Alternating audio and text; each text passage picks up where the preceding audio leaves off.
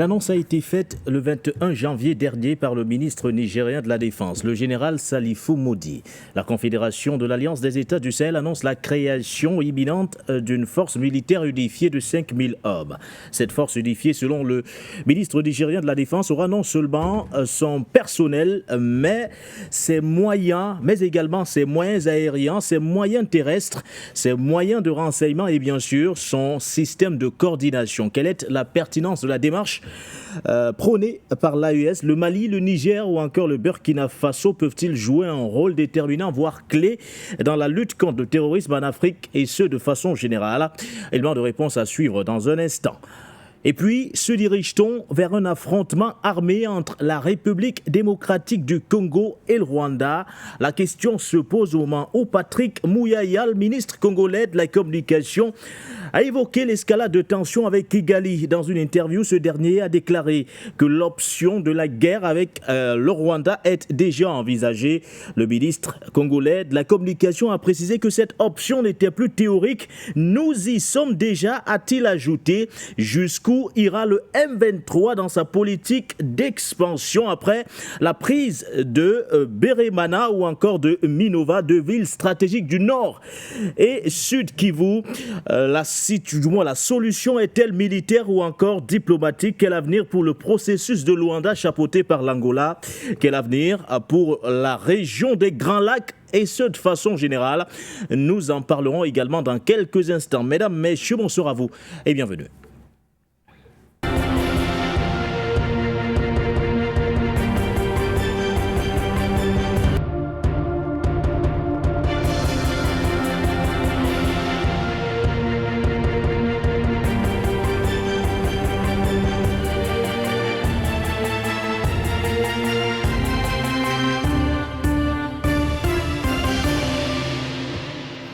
Votre émission, le point sur l'actualité, débarre à l'instant sur les antennes de For You Media Africa. Vous êtes au bon endroit, l'endroit où se croisent information et débat, et on se sent honoré de vous retrouver une fois de plus pour cette autre édition du 23 janvier 2025. Au menu de cette émission, nous reviendrons bien sûr sur l'annonce de la création imminente de cette force conjointe de l'AES, composée, ou du moins constituée de 5000 hommes au total, et quelle est la pertinence de cette démarche prônée par les trois pays en question. Nous tenterons bien sûr d'en savoir un peu plus dans quelques instants en écoutant le ministre nigérien de la Défense, le général Salifou Modi, et puis nous parlerons de la République démocratique du Congo en revenant sur les derniers, ou du moins les dernières avancées du M23, notamment au nord et au sud Kivu. On s'interroge surtout sur les actions qui sont menées sur le terrain par le gouvernement congolais, et ce au moment où le ministre congolais de la communication nous parle d'une guerre ouverte pratiquement avec le Rwanda déjà envisagée. Et fini donc la théorie, nous sommes déjà dans cet affrontement en question, estime d'ailleurs Patrick Muyaya. Nous tenterons de comprendre les implications, notamment au niveau de la région des Grands Lacs. Et lorsqu'il s'agit justement de parler de ces implications au niveau général, c'est toujours un plaisir de vous avoir sur les antennes de For You Media Africa, professeur Pini Pidi Sassay. Je rappelle que vous êtes écrivain, vous êtes également géopoliticien. Bonsoir à vous, professeur. Je vous salue, cher c'est la première fois que je prends la parole sur votre antenne depuis des années. J'ai eu l'occasion pour présenter mes buts. Alors, professeur, nous avons du mal à vous écouter. Nous avons du mal à écouter ce que vous dites. Là, j'ai l'impression qu'à un moment donné, ça dérange un tout petit peu. J'espère que le signal sera bon dans quelques instants. Nous reviendrons vers vous, professeur Pini Sassay. Je rappelle juste que vous êtes à Kinshasa à l'heure où nous parlons. Merci à vous, professeur. Je reviendrai vers vous tout à l'heure pour les civilités. Le temps pour moi d'introduire sur le plateau les consultants permanents de cette émission. André Kesselfanga est avec nous également. Bonsoir, DP. Bonsoir, M. Guéné. C'est un plaisir d'être sur ce plateau avec ces personnalités que vous avez bien voulu inviter, n'est-ce pas, pour croiser le verbe, pour discuter des questions extrêmement importantes pour le continent, pour les Africains et le reste du monde. Bonsoir à tous les techniciens, à tous les téléspectateurs, n'est-ce pas, et tous ceux qui nous suivent sur la radio For You, je crois bien. Oui, en relais. Il y a la 96.3 voilà, FM For You Radio. Donc nous saluons tous les habitants de Douala qui vivent, n'est-ce pas, une situation très dramatique. Très dramatique, pourquoi? Parce que pas d'énergie, pas de l'eau. Je suis à presque un mois sans eau dans mon quartier. Un mois? Un mois. Sans eau, oui, sans eau. Sans eau, je sans suis obligé électricité. de démarrer la voiture pour aller chercher l'eau dans des forages dans certaines entreprises qui sont un peu loin de chez moi. Donc nous interpellons, n'est-ce pas, les autorités de voir, n'est-ce pas, ce problème-là, parce que ça devient, et ça commence à jaser. Et nous avons suivi un communiqué du ministre de l'eau et de l'énergie qui justifiait les délestages. Des conditions météorologiques. Allons voir. À quoi servent tous les investissements, n'est-ce pas, dans le domaine énergétique au Cameroun, c'est-à-dire la mise en place de tous ces barrages hydroélectriques que nous avons eu le bonheur qu'on nous a annoncé en grande pompe, que ça va résoudre les problèmes énergétiques du Cameroun. Et où, en passant, on est toujours là en attente de la reprise de Eneo, parce que le gouvernement camerounais avait dit que c'était terminé avec Eneo, et donc elle va renationaliser, n'est-ce pas, Eneo, parce que c'était d'abord l'ancienne Sonel qui a changé, muté, et pour devenir Eneo. Et donc, on attend toujours, et que la CNPS, n'est-ce pas, était prête à y mettre des moyens pour justement la gestion. Donc, nous sommes là dans une situation assez préoccupante où les populations de Douala n'ont pas d'eau, n'ont pas d'électricité, mais subissent, n'est-ce pas, un acharnement des agents des NEO, un acharnement avec des menaces dans les quartiers, et où j'ai surpris, n'est-ce pas, de nombreux jeunes se mobiliser en train de dire qu'ils vont voir comment ces agents vont encore, n'est-ce pas, les menacer. Et j'en ai prévenu quelques autorités en leur disant que voici la situation qui prévaut dans nos quartiers, parce qu'on ne peut pas acculer les gens en matière, ils n'ont pas d'énergie, ils vivent presque dans le noir, et les agents des NEO sont encore là pour mettre la pression avec, n'est-ce pas, des coupures fantaisistes et tout le reste là. Donc, véritablement, quelque chose puisse être fait, que les gens qui dirigent ce pays se tournent vraiment sur, n'est-ce pas, sur ce cas, sur ce dossier extrêmement important, c'est-à-dire l'eau et l'électricité dans notre pays. Merci à vous, DP, pour ce coup de gueule d'entrée. Patient Parfum d'Homme, bonsoir à vos doyens.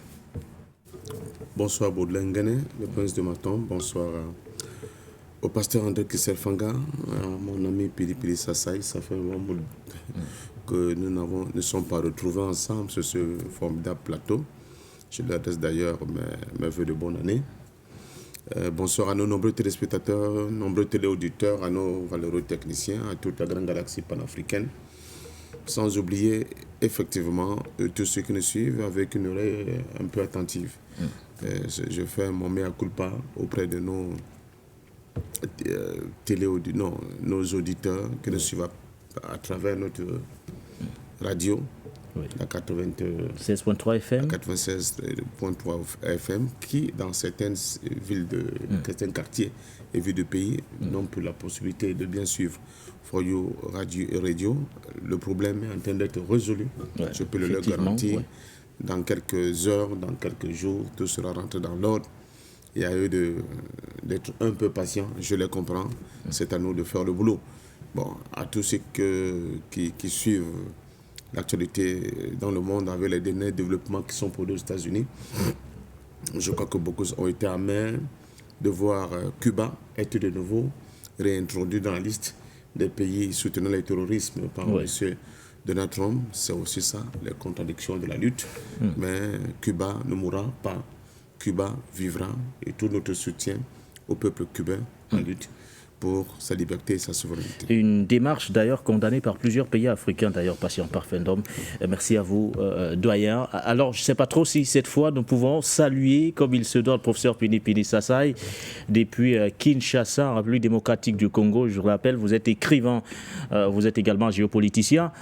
Professeur, j'espère que le signal a été rétabli. Bonsoir à vous. Très bien, Gisno, bonsoir à vous, à tout le monde nous suit. Comme vous m'entendez bien maintenant, je ne sais pas. Pas vraiment, professeur. Je pense que le problème persiste, mais clairement, l'équipe technique va s'en charger. Néanmoins, nous pouvons démarrer cette émission du Point sur l'actualité, en attendant bien sûr de régler ce problème, ce petit souci technique, pour que nous ayons votre retour, professeur. Nous parlons d'entrée, André Kistel Fanga, de cette force conjointe de 5000 hommes, dont la création est plus que jamais imminente, annonce faite ce 21 janvier 2025 par le ministre nigérien de la Défense, le général Salifou Modi. C'était bien sûr lors d'une interview à la télévision nationale nigérienne. Écoutons les particularités ou du moins les caractéristiques justement de cette force conjointe qui sera spécialisée justement dans la lutte contre le terrorisme. L'AES, vous savez, est partie de cette question de défense.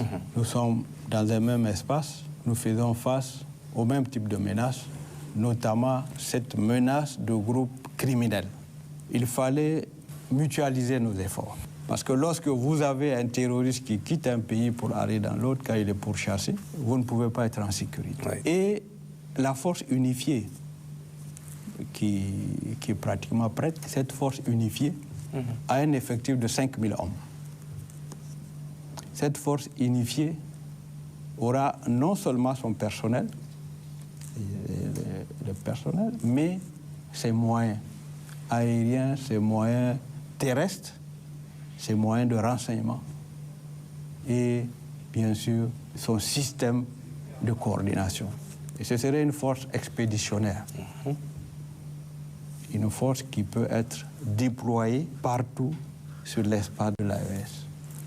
Nous y travaillons, les chefs d'état-major ont déjà fini leur planification et c'est une question de semaine. Doit-on parler d'entrée d'une avancée significative dans le registre de la lutte contre le terrorisme, notamment au sein de l'espace du Liptako-Gourma, André Kistel Fanga, on parle de la création imminente de cette force unifiée, constituée de 5000 hommes, avec pour particularité, elle dispose de son propre personnel, de ses moyens aériens et terrestres, de ses moyens de renseignement et bien sûr de son système de coordination. Exactement, c'est une très grande avancée et c'est ce que nous disons aussi tous les jours, qu'il faut justement, n'est-ce pas, ces forces mixtes-là. C'est-à-dire, il faut s'organiser à aller à cette fédération que nous souhaitons tous, parce que ça, c'est les embryons, n'est-ce pas, de la fédération, où vous avez une force capable, n'est-ce pas, d'agir sur tout le territoire. Vous savez que dans la lutte contre le terrorisme, parfois, comme c'est une guerre asymétrique, parfois on ne connaît pas d'où l'ennemi vient, il s'infiltre un peu de partout, il sort, il entre et tout ça. Et parfois, quand vous n'avez pas les accords de poursuite dans différents États, ça limite l'action, n'est-ce pas, le champ d'intervention. Le champ d'intervention, exactement. Et donc, aujourd'hui, avec la création, n'est-ce pas, de cette force conjointe, ça permet justement que cette force-là agisse sur tout le territoire du Liptako-Gourma. Donc, sans plus besoin, n'est-ce pas, de demander ou bien d'informer les autres que voilà, il y a une situation pareille qui se produit dans tel territoire et que peut-être ces terroristes-là ont pris la route ou bien ont traversé la frontière. Donc, actuellement, ça devient, n'est-ce pas, un espace commun ou une défense commune. Et ça, c'est d'une importance capitale pour les gens qui veulent aller loin. Parce que vous ne pouvez pas un seul instant vouloir être ensemble et ne pas créer les instruments qui vous mettent ensemble. Et je pense que voilà l'un des instruments extrêmement importants. Les autres éléments sont en train d'arriver, je crois.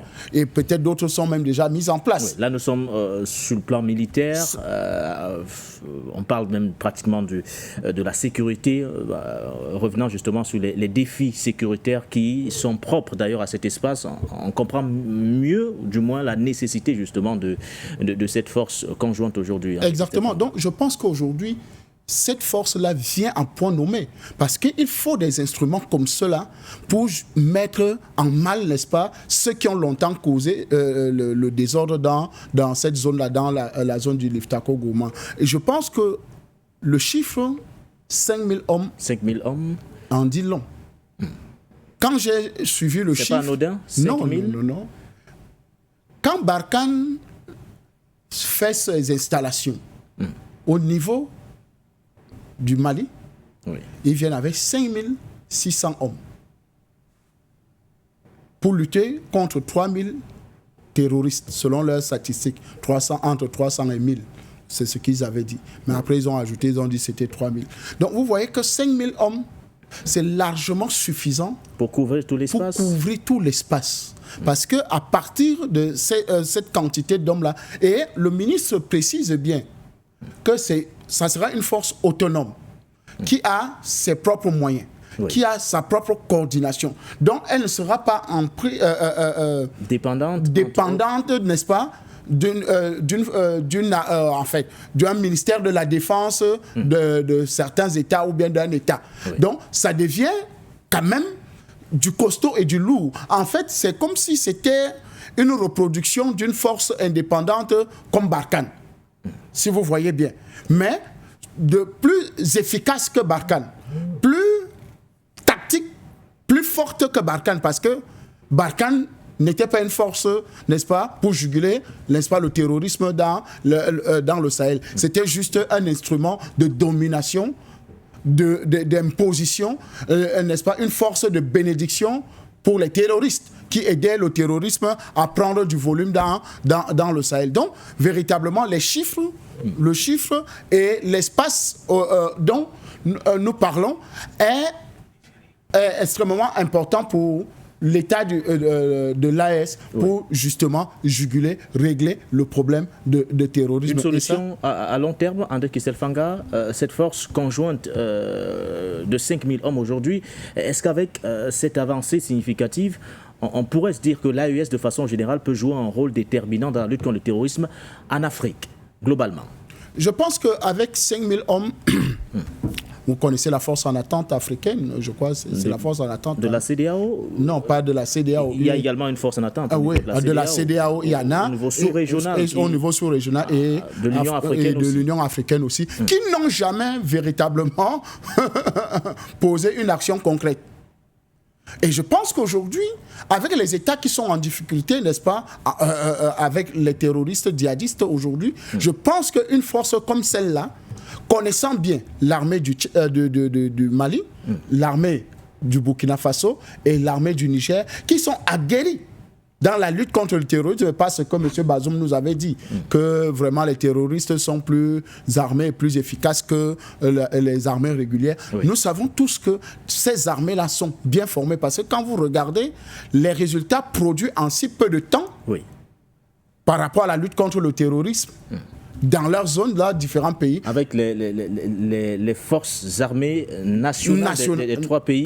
Exactement. Parce que la force conjointe n'est pas encore opérationnelle. Non, elle n'est pas encore opérationnelle. Donc, vous voyez que seulement les armées de ces trois pays-là réussissent déjà, n'est-ce pas, à juguler le problème de terrorisme dans leur pays, chacun de manière respective. Imaginez-vous maintenant, n'est-ce pas, une force conjointe.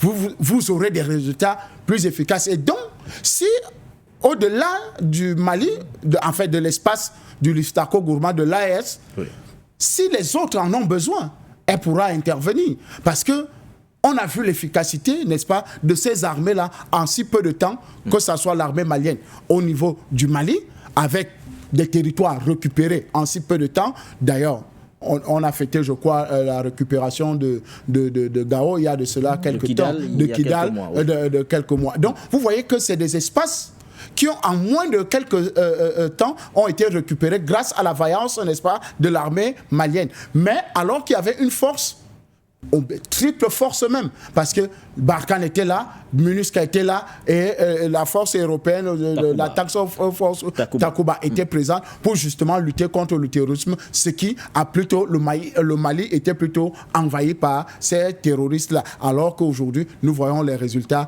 qui sont palpables avec simplement l'armée malienne accompagnée, n'est-ce pas, des instructeurs russes. Aussi simple que ça, je pense que ces 5000 hommes sont largement suffisants pour éradiquer le terrorisme dans cet espace-là et au-delà. Merci à vous, André Kisselfanga. C'est quoi la pertinence, patient parfum d'homme, de cette démarche de l'AES. On parle d'une force unifiée. Fallait-il arriver à ce niveau dans cette unité politique qui se dessine au sein de l'espace du Liptako Gourma? Cette unité politique passe-t-elle nécessairement par cette unité au niveau sécuritaire pour éventuellement atteindre les objectifs escomptés? Mais écoutez, avec votre permission, je commencerai d'abord par saluer un grand homme, un architecte de premier plan de cette nouvelle réalité politique et géopolitique au niveau du Sahel, à travers l'Alliance des pays du Sahel. C'est le Premier ministre nigérien, M. Lamine Mahamad Zen, dont on ne parle pas beaucoup, qui ne fait pas beaucoup de bruit. Peut-être parce que lui-même ne parle pas aussi beaucoup, très mesuré qui ne dans ses fait pas sorties. beaucoup d'esclandres, comme on dit non plus, mais qui pose des actes dans le cadre de renforcement de la coopération entre ces trois États. C'est très important de le noter. Le Premier ministre Lamine Mahamad Zen, du point de vue de son déploiement à l'intérieur de l'AES, à l'extérieur de l'AES, est en train de faire briller la diplomatie nigérienne et même de l'AES en général de mille feux, et donne donc à penser que au-delà de tous les clichés qui sont souvent affublés à l'ensemble des hommes politiques, j'allais dire, des valeurs africaines, l'Afrique compte beaucoup, n'est-ce pas, de ressources humaines de qualité qu'il faut tout simplement mettre en lumière pour que ces derniers puissent vraiment exploser et, j'allais dire, donner le meilleur d'eux-mêmes par le génie africain qui est séculaire. Au Premier ministre nigérien, nous disons merci pour le travail abattu. Ce n'est pas souvent tout qu'on dit ici sur le plateau. Nous sommes au fait de beaucoup d'informations et souvent de beaucoup de travail, de l'ordre du travail de fourmi, qui sont faits, n'est-ce pas, en profondeur pour nous donner le minimum de bribes de réalité que nous avons, comme effectivement cette task force. Pour moi, je l'appelle encore une task force de 5000 hommes de ces trois États qui auront pour vocation uniquement de combattre le terrorisme. Ils feront certainement les tâches classiques qui reviennent à l'armée, protéger les territoires, protéger les populations, mais la tâche qui leur est dédiée, n'est-ce pas, de manière substantielle, c'est celle de combattre le terrorisme dans cet espace de l'AES. Et c'est une tâche qui est extrêmement importante. De toute façon, c'est une force de troisième catégorie, déjà. C'est des professionnels. Ce sont des gens qui seront dotés d'un esprit et de moyens leur permettant d'atteindre leur objectif dans la lutte contre le terrorisme en général, mais aussi pour prévenir de futures attaques terroristes sur le sol de l'AIS et pourquoi pas donner à temps opportun des renseignements, même à d'autres États qui sont hors AES, sur la probabilité et la possibilité des attaques terroristes sur leur propre sol. Et ça demande beaucoup d'encadrement, beaucoup de discipline, beaucoup de patriotisme, mais aussi, sur le plan politique, une coordination assez solide pour donner beaucoup de chances à cette force-là de pouvoir évaluer avec beaucoup de chances de succès. Voilà. Donc nous disons à ces dirigeants, merci pour cette initiative qui ne remet pas en cause l'initiative majeure de la fusion des trois armées au sein d'une seule et même armée. Mais à ce niveau, il faudra déjà qu'on franchisse le pas et qu'on sorte de la Confédération en passant par Fendom. Effectivement, vous connaissez ma position là-dessus. Vous connaissez ma position là-dessus. Et quand on regarde comment le monde fonctionne aujourd'hui, quand vous écoutez M. Trump vous dire qu'il va domestiquer, non, parce qu'introduire le Canada dans la fédération américaine, parce que les États-Unis d'Amérique, c'est une fédération, il faut le dire. Quand vous l'écoutez aller tancer le Danemark en leur disant écoutez, le Groenland bientôt va rejoindre les États-Unis, tancer le Mexique, en disant on ne va plus appeler ce golfe le golfe du Mexique, mais le golfe des États-Unis, dire au Panama que nous allons récupérer le canal de Panama. Ce canal de Panama, ça veut dire que l'Afrique aussi, c'est ce que je dis très longtemps, excusez-moi, pas tout seul, avec l'ensemble de mes amis avec qui je partage souvent ce plateau, l'Afrique ne peut pas faire l'économie, n'est-ce pas, de la constitution des grands ensembles. Nous devons aller vers la constitution des grands ensembles pour pouvoir au mieux défendre les intérêts du continent africain sur le plan international. Et c'est pour cela que cette force-là, nous la voyons avec... nous disons qu'elle est une très bonne chose.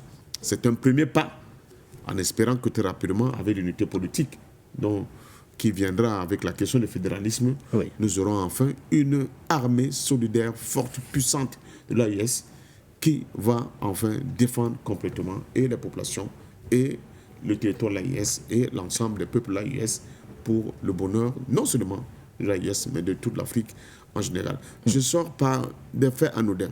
Quand on fait les débats sur ce plateau, il y a des gens qu'on encense, il y a d'autres qu'on n'encense pas. Mais le discours panafricain ne laisse personne indifférent. Personne.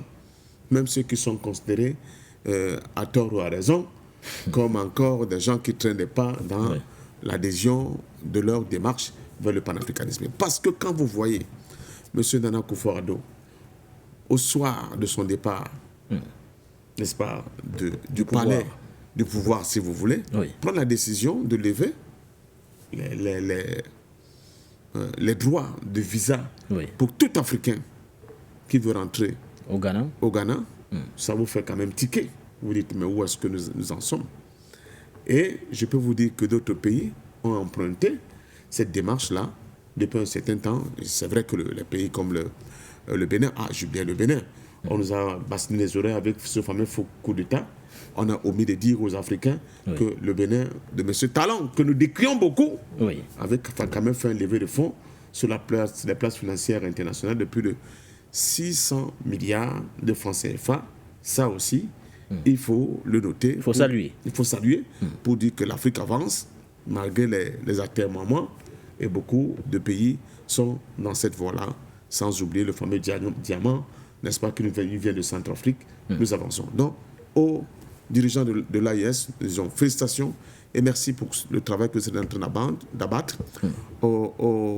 À ces forces à qui on vient de confier une mission hyper essentielle, à vous de faire le boulot comme vous l'avez toujours fait, mais cette fois-ci avec beaucoup plus de détermination, en attendant justement l'avènement de la Fédération des États de l'AES. Et là, nous aurons enfin une armée unifiée capable de défendre l'AES et l'Afrique. Merci à vous, Patient Parfendom. Vous avez parlé du Centrafrique. Il y en a qui écrivent et qui nous demandent où en est-on avec l'histoire du Cameroun qui bloque le gazoil de la République centrafricaine. Rappelons d'ailleurs que vous avez abordé la thématique ce matin à l'occasion de votre matinale informative For You au matin.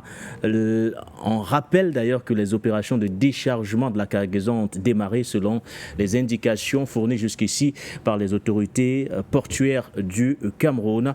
On va le dire, les premiers camions à destination de Bangui prendront la route dans quelques jours seulement. Je pense qu'un accord a dû être trouvé, même si cela a été au cœur d'un imbroglio certain. Oui, Patient Parfendom. Oui, ça m'étonne que Christian Fanga ne réagisse pas, lui qui a l'habitude d'être prompt à réagir sur ces questions-là. J'ai écouté le débat de ce matin. Il faut dire aux Africains que le Cameroun ne peut pas bloquer le carburant à destination de la République centrafricaine sur le fallacieux prétexte que... Des sanctions internationales, comme évoqué par certains. Ça ne veut absolument rien dire. Ce que je crois au contraire, et que j'ai toujours cru, ce sont toujours ces hommes liges qui sont encore présents au sein de certains postes clés de nos institutions et qui, à chaque niveau où on peut intervenir pour faciliter les choses, ont tendance, n'est-ce pas, à demander des bakshish. Vous parlez du mapartisme, entre autres, Patient Parfendom. Des bakshish, des rétrocommissions. des droits de ceci, de cela, et qui bloquent et freinent souvent l'évolution de manière quasi naturelle de certaines lenteurs opérations administratives, qui doivent s'opérer. Ce n'est pas seulement valable pour le Cameroun, c'est valable un peu partout en Afrique, où nous avons encore à des postes clés des gens qui répondent à des agendas qui ne sont pas des agendas de l'évolution nouvelle. Je pense que les autorités camerounaises sauront prendre des sanctions à la mesure de cet affront qui a failli tourner contre, n'est-ce pas, les aspirations légitimes du peuple centrafricain à pouvoir enfin avoir du carburant. Parce que là aussi, je vous avais toujours dit, quand vous entendez parler de pétrole et de gaz, c'est au même niveau que les médicaments, que la vente de la cocaïne. Il y a beaucoup de mafia derrière, beaucoup de business derrière, parce que les gens se font plein d'argent dans ces opérations-là. Et il faut le comprendre. Merci à la Fédération de Russie d'avoir pensé à la République centrafricaine qui souffre le martyre de ne pas avoir à disposition de manière, en quantité, en qualité de carburant de manière permanente, ce don fait par la Fédération de Russie à l'État et au peuple centrafricain est quelque chose à saluer. Et nous disons merci au président Vladimir Poutine. On se demandait bien ce qui se passe, connaissant d'ailleurs la position de la diplomatie camerounaise vis-à-vis de la Fédération de Russie ou encore vis-à-vis du Centrafrique. Merci à vous, patient parfum d'homme. Professeur Pini Sassay, vous allez également dire un mot sur la création de cette force conjointe de 5000 hommes, objectif affiché, lutter efficacement contre le terrorisme. C'est quoi la pertinence de la démarche prônée par les trois chefs d'État? Professeur Pini Sassay. Oui, je partage tout ce qui a été dit sur le plateau à ce propos. Je trouve que c'est important, effectivement, ce qui vient d'être fait. Pour moi, en tout cas, c'est le premier pas vers la fédération que nous attendons de tous nos voeux. Ce qui s'est passé là, je suis d'autant plus heureux qu'on parle d'une nouvelle armée en réalité. Il ne s'agit pas d'intégrer des armées anciennes qui existent maintenant, mais d'avoir une nouvelle armée avec surtout un nouvel esprit, parce que nos différentes armées dans nos différents pays sont normalement des résidus des armées coloniales, qui étaient des armées qui étaient constituées contre les peuples africains. Le professeur Kouma Doumbé a dit très clairement dans un de ses livres que c'est avec les Africains que les Européens ont conquis l'Afrique, que les Européens ont tué des Africains. C'est avec d'autres Africains. Et donc avec ces armées-là, qui se continuent jusqu'aujourd'hui. Alors maintenant, c'est une nouvelle armée qui va demander donc un nouvel esprit, une armée qui devra défendre les Africains. Et ça, nous en avons besoin. Les Africains ne sont pas défendus. Il n'y a pas une armée en Afrique pour défendre les Africains. Donc il était temps, effectivement, qu'il y ait une armée qui soit constituée pour défendre les Africains. Et je salue de tout... en tout cas de tout mon cœur, cette nouvelle armée de l'AES. Et je m'attends, en tout cas, je rappelle à ce qu'elle soit vraiment le plus rapidement renforcée.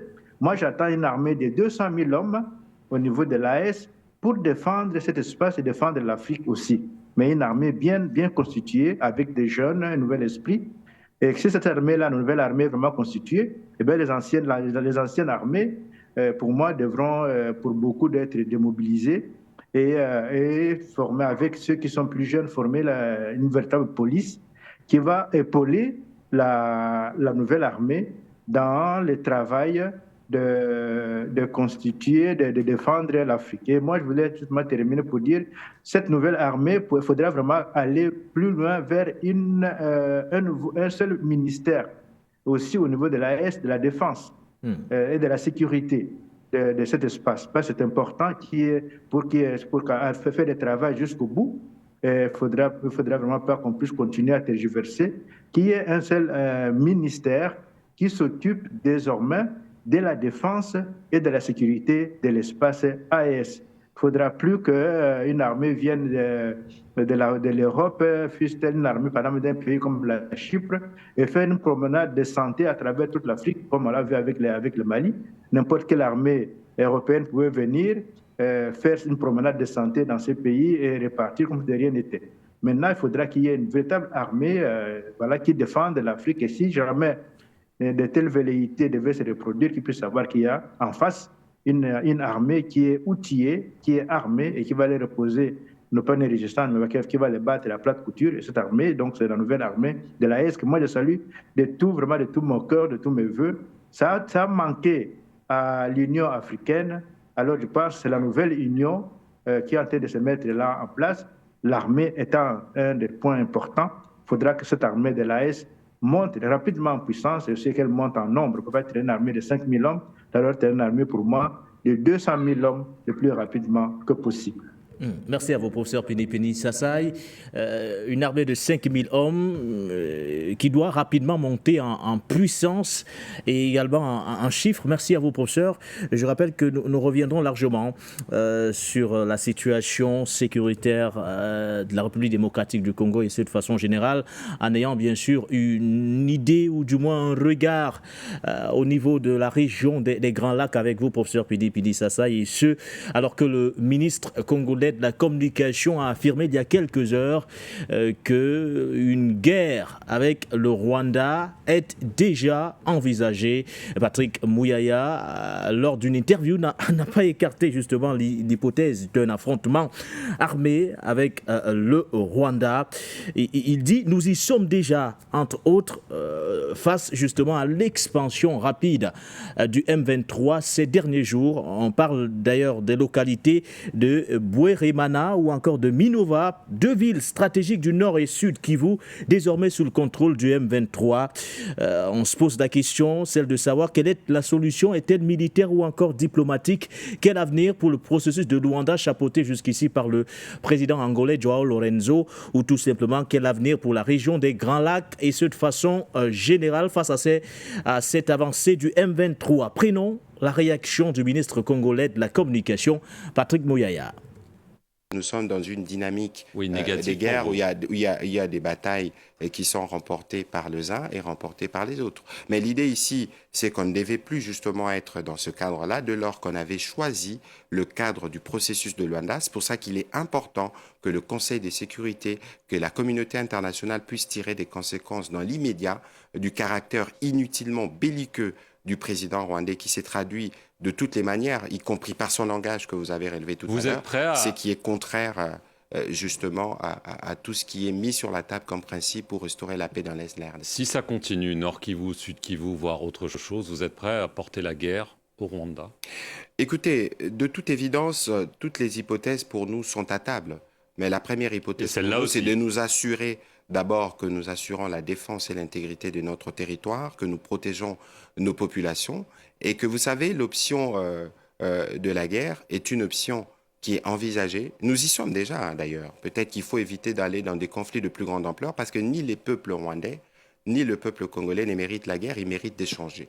C'est pourquoi l'attitude du président rwandais, je pense que si les peuples rwandais devaient avoir droit à la parole, je ne suis pas sûr qu'il sera encore à la tête. Peut-on éviter d'aller à un conflit de plus grande ampleur, comme le dit le ministre de la Communication, André Kistelfanga, le ministre congolais de la Communication, Patrick Mouyaya, ce dernier d'ailleurs qui a insisté sur le fait que les terroristes du M23 n'existent pas. Il affirme que le Rwanda agissait directement à travers ce groupe rebelle. Selon lui, plusieurs milliers de soldats rwandais sont actuellement déployés en République démocratique du Congo, exacerbant encore un peu plus la crise dans la région.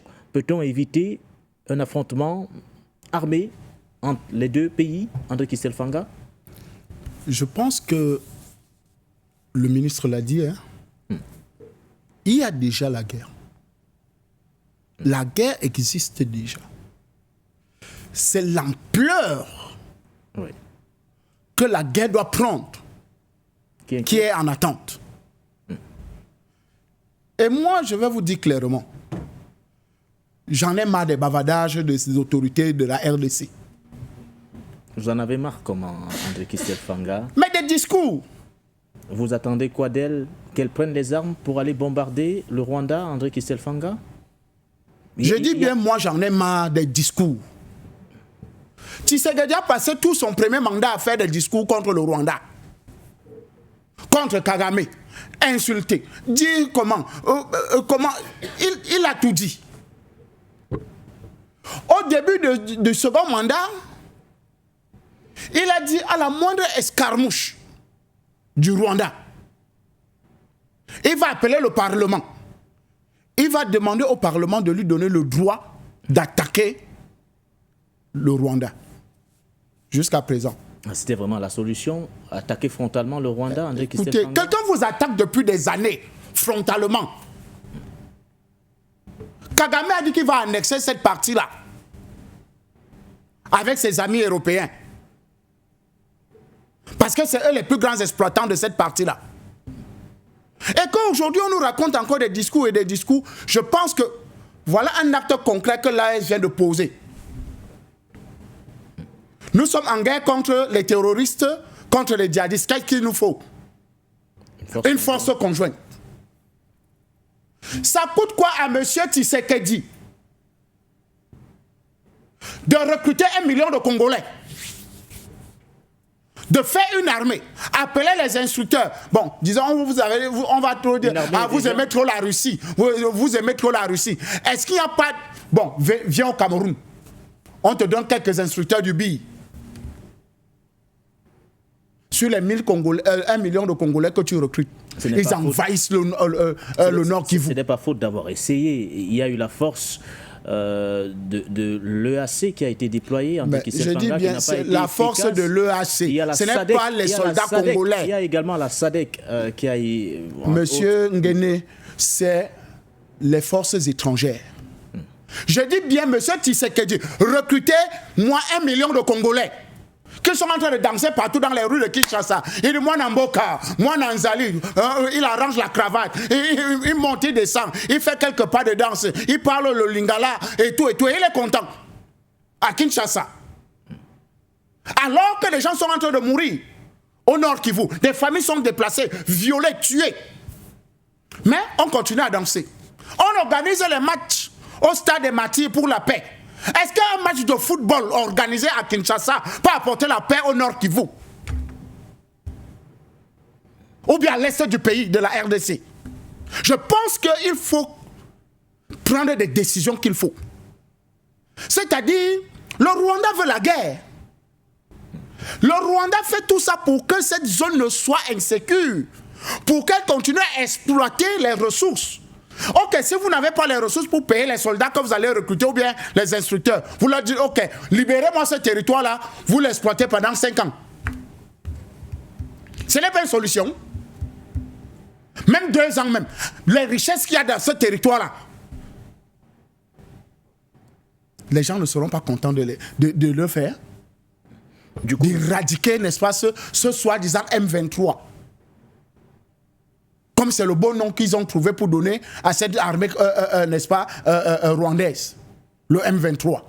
Alors que c'est l'armée rwandaise qui attaque la RDC depuis des décennies. Donc je pense qu'aujourd'hui... Pour vous, la solution est militaire, André Kistel. Mais la solution est militaire parce que les négociations ne vont pas aboutir. Kagame est dans sa logique, il construit le Rwanda à partir des ressources congolaises.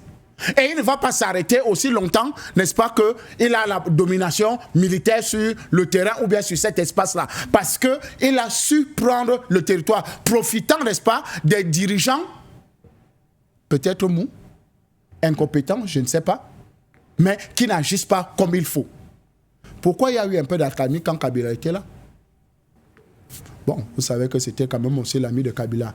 Kabila faisait partie de ses membres, de ses commandos, hein. Donc, vous comprenez qu'il y avait une paix, n'est-ce pas, relative entre les deux parce qu'ils se connaissaient. Mais maintenant, Tshisekedi, qui est un novice, qui vient dans un territoire, dans un espace où il ne maîtrise pas grand-chose, alors ce n'est que normal que le M23 reprenne le contrôle, n'est-ce pas, de cet espace-là, comme c'est là aujourd'hui. Je pense que la solution, elle est militaire parce que les négociations ne vont aboutir à rien. Voilà. Alors, professeur Pini Sassay, André Kistel Fanga parle des négociations qui n'aboutiront à rien. Est-ce le même avis que vous partagez, revenant justement sur ce processus de Luanda en cours actuellement et chapeauté par le président Joao Lorenzo? Nous connaissons l'engagement du président Félix Antoine Tshisekedi. Il y aurait un blocus côté rwandais, car le président Paul Kagame a mis un doute sur la légitimité de son homologue congolais Félix Antoine Tshisekedi en le qualifiant de non élu, entre autres. Des propos d'ailleurs dénoncés hier par Patrick Mouyaya, qui qualifie les propos du président rwandais de bassesse Et le président a lui-même le qualifiant de mégalomane. Alors, doit-on enterrer, et ce de façon définitive, le processus de Luanda en cours?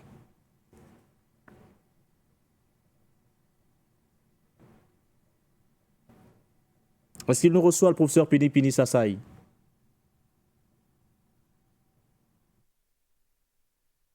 Quelques petits soucis avec le professeur Pini Sasai. Alors, le processus de Luanda s'inscrit dans une démarche bien précise, patient Parfendom, une démarche diplomatique. Aujourd'hui, sur le terrain, on a plutôt l'impression que les acteurs semblent plus que jamais privilégier la solution militaire. Qu'est-ce qu'il faudrait mettre en avant aujourd'hui, patient Parfendom? Écoutez, la question de cette confrontation qui oppose la République démocratique du Congo au Rwanda par Fleury Moucheté, n'est-ce pas, des exagérations verbales au niveau de l'Est de la République démocratique du Congo, doit cesser parce qu'elle ne participe pas à trouver des voies de résolution à la fois politique et diplomatique de ce conflit qui n'a que trop duré et trop endeuillé des familles africaines inutilement. Il y a la République d'Angola à travers son dirigeant qui sont à la tête d'une médiation. Il fallait donner toutes les chances à cette médiation de pouvoir aboutir. Malheureusement, les deux principaux acteurs n'ont pas accordé leur violon. On a vu que le président Tshisekedi ne veut pas rencontrer les représentants du M23. De l'autre côté, il reste campé sur sa position. On ne négocie pas avec les terroristes. Il a réitéré il y a quelques jours le président Tshisekedi. Mais quand vous êtes face à l'absurdité qui vous tue, il faut bien s'occuper de l'absurdité à un moment donné. Il faut négocier avec les terroristes. Il faut s'occuper de l'absurdité à un moment donné. Négocier ou pas, il faut trouver un moyen pour essayer de régler le problème. Si sur le plan militaire, Fanga fait une proposition assez radicale, ce n'est pas la première fois. Je rappelle quand même que le président Tshisekedi le maltraitait Kagame de Hitler, ce qui est quand même très fort, et que malgré tous ces envolées et cette inflation verbale, cela n'a pas pu conduire à trouver des solutions pour juguler le problème.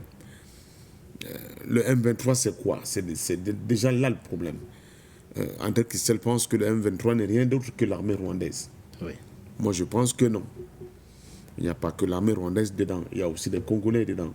Il faut remonter dans l'analyse sociologique, anthropologique des populations de cette région du Congo pour se rendre compte qu'il y a quand même eu des migrations, certes une partie de peuples venus du Rwanda, mais qui occupent cet espace depuis des centaines d'années et qui estiment qu'ils sont complètement exclus de la gestion de l'exploitation minière et des richesses que contient ce sol et ce sous-sol. Et ils le font savoir par la voie d'une lutte armée pour dire que cette exploitation a assez duré. Quand on parle de l'Est de la République démocratique du Congo, je demande quand même à certains d'entre nous d'aller dans les sites internet qui existent pour voir un certain nombre de vidéos. Ça donne froid au dos de voir dans quel contexte les enfants, les femmes et les hommes, les jeunes hommes sont exploités pour pouvoir tirer le maximum de ce que cette terre-là peut fournir en termes de ressources et qui sont vendus, encadrés par des ordres d'armées barbares, souvent à la solde, n'est-ce pas, de certains lobbies, pas seulement du Rwanda, mais aussi du Congo, au détriment de l'intérêt, n'est-ce pas, évidemment, de ces peuples-là. Donc les torts sont partagés, les avis et ce qui fonde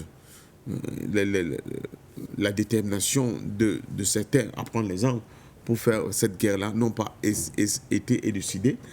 Et conséquence, nous arrivons à une situation où on ne s'entend pas. On ne s'attend pas, le M23 on ne s'entend pas, on ne se parle pas. On est incapable de s'asseoir autour d'une table, autour du feu, comme on dit, pour juguler le problème. Et on continue dans une espèce de surenchère verbale inutile qui prospèrent, certes, avec des phrases et des formules chocs, mais au même moment qu'on les tient, les gens continuent de mourir sur le terrain. Pour moi, c'est tout simplement de l'irresponsabilité. Et quand vous parlez d'irresponsabilité, vous prenez quoi comme mesure, Patient Parfendom, puisque pour le ministre congolais de la communication, nous sommes déjà dans cette guerre, nous la vivons. Mais ce n'est pas nouveau, il nous dit rien de nouveau par rapport à ce qui se passe sur le terrain. Ça fait plus d'une décennie où les gens meurent à l'Est de la République démocratique du Congo. Cette fois-ci, je pense même que nous sommes dans une période de basse tension. On a connu des périodes de haute tension avec des morts à l'appel, des millions de morts dont il ne peut pas nous donner l'impression qu'il vient de découvrir le fil à couper le beurre. Ce qu'il faut faire, c'est d'avoir le courage de s'asseoir sur une table et de discuter avec tout le monde, même avec le M23. Même avec des terroristes? Si c'est comme ça qu'il les considère, même avec le M23. C'est comme vous ne savez pas. Il y a un groupe de Congolais qui siège depuis le Kenya, dont j'ai oublié le nom, qui est dirigé par un ancien de la CENI du Congo, lui qui est congolais. Quand je parle de la CENI, c'est l'organe qui était en charge d'organiser les élections. D'ailleurs, Corneille Nangaa, qui ont permis à M. Tshisekedi d'arriver au pouvoir. Et le M23 est membre de cette organisation. Comment vous comprenez ça comment? Là, on a le M23, on a les Congolais. Les deux parties sont impliquées. Non, le M23... On gère ça comment? Non, cette organisation dirigée par Corneille Nangaa considère que le M23 est congolais. Attention. Donc vous voyez comment ça change. Considère que le M23 est congolais. Eux-mêmes étant des Congolais. De Congolais. Vous voyez comment ça devient un peu complexe. Donc, il ne suffit pas de dire que c'est le Rwanda, c'est le Rwanda. Loin de moi l'idée de penser que le Rwanda n'agite pas en nombre ou bien ne manipule pas en nombre un certain nombre d'acteurs pour continuer de créer cette chienlit, ce chaos.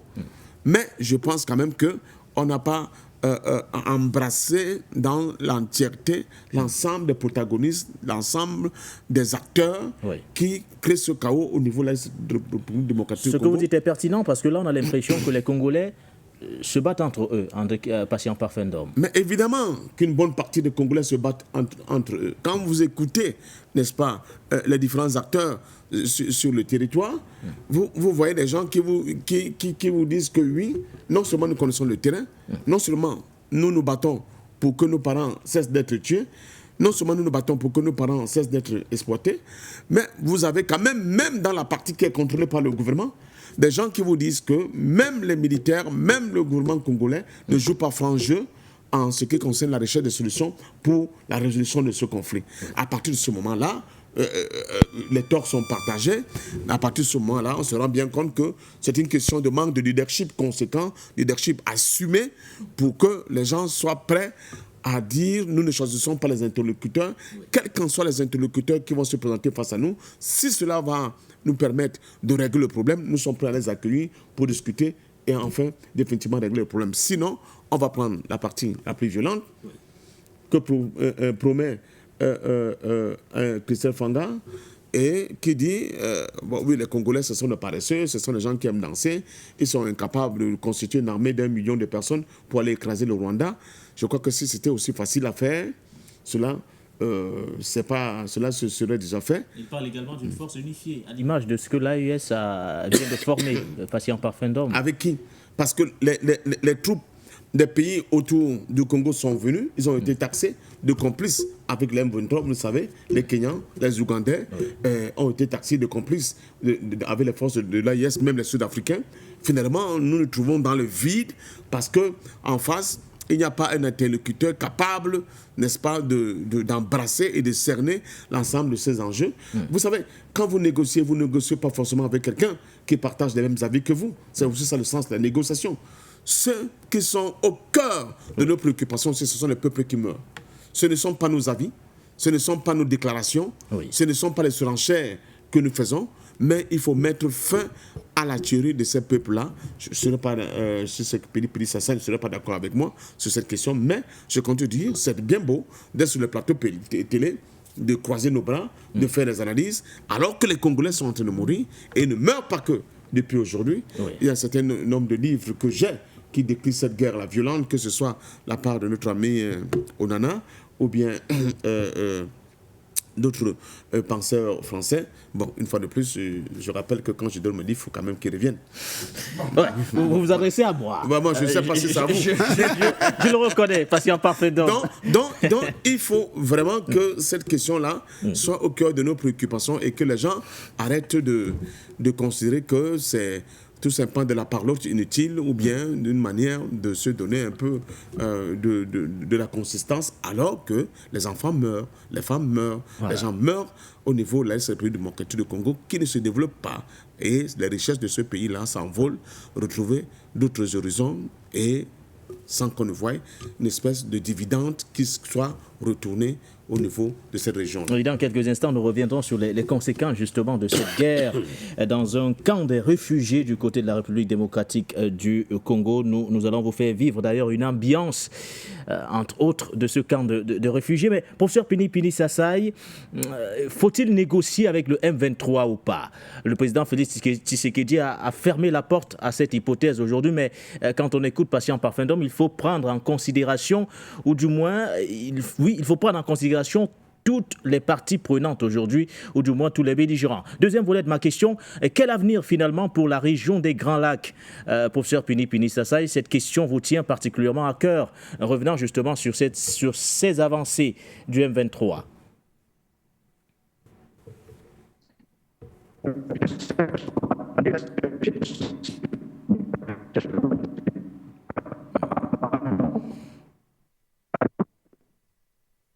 Professeur Pini Sassay, j'ai l'impression d'ailleurs que le réseau dérange, notamment à votre côté. Je pense que nous aurons l'occasion de vous retrouver. Le temps pour nous de vivre justement cette ambiance dans un camp de réfugiés. On parle d'ailleurs des femmes victimes d'abus et de violences sexuelles, alors que des milliers de personnes fuient des affrontements entre le F23 et l'armée congolaise. Des femmes déplacées de la République démocratique du Congo sont attaquées justement dans des camps de réfugiés. Ces dernières sont victimes d'abus et de violences sexuelles, malgré d'ailleurs l'appel à l'aide des organisations de la société civile en charge de la protection des droits humains. Aucune solution n'est trouvée jusqu'ici. Ngoma, ville située à l'est de la République démocratique du Congo dans la province du Nord Kivu. Alors que l'insécurité va grandissante dans la région, des milliers de personnes fuient les affrontements entre le M23 et l'armée. Des femmes qui ont fait le déplacement en RDC sont attaquées dans des camps de réfugiés. Elles sont victimes des abus et violences sexuelles. Ici, dans ce camp de Sabindu, elles sont des centaines de femmes déplacées qui souffrent au quotidien et les raisons sont multiples. Dans ce camp de Sabindu, nous souffrons depuis environ 1 an de ne pas avoir accès aux rations du PEM ou d'autres organisations humanitaires. C'est pourquoi nous sommes confrontés à des problèmes différents. Les femmes sont victimes d'abus et de violences sexuelles. Certains ont rencontré leur bourreau alors qu'ils quittaient les champs où ils faisaient différents boulots pour trouver quelque chose à manger et d'autres pour chercher du bois de chauffage. Dans ce camp de Sabindu Ngoma, les femmes frôlent le pire face aux différents abus auxquels elles sont exposées, comme le fait savoir cette dame, habitante de la localité. Nos sœurs déplacées sont victimes de viols en raison du manque d'abri dû au manque de déplacement. En voici d'autres qui ont souffert de maladies, de grossesses non désirées et d'autres. Notre seul défenseur est Dieu le Père parce que nous avons déjà dénoncé. Mais personne ne vient à notre secours. Seul Dieu mettra fin à cette guerre. Une situation qui préoccupe les associations des droits humains. Avocat des droits de l'homme, Bonheur Milengue travaille dessus. Selon nos organisations, mais aussi au gouvernement, de prendre ses charges, ses responsabilités par rapport à ces cas de violation des droits humains qui se fait du jour au jour. L'homme de droit déplore le fait que la situation prenne la forme d'une crise du fait de l'inaction des autorités et plaide pour ce faire auprès de la communauté internationale. Au niveau local, au niveau national, peut-être c'est le chaos ou bien c'est presque l'échec parce qu'on plaide chaque jour, on a des rapports écrits chaque jour, remontés à la hiérarchie, mais toujours on ne trouve pas de solution. Alors nous comptons sur la communauté internationale et nous leur demandons de nous aider vraiment à voir nos rapports, à être en contact avec nous pour qu'ils puissent venir en aide à ces gens qui sont en détresse et dans des situations vraiment inhumaines. Le Bureau de la coordination des affaires humanitaires de l'ONU révèle qu'entre le 1er et le 3 janvier 2025, d'intenses affrontements entre l'armée congolaise et un groupe non étatique à Massissi Centre, dans la province du Nord Kivu, ont déplacé environ 120 000 personnes selon les informations locales.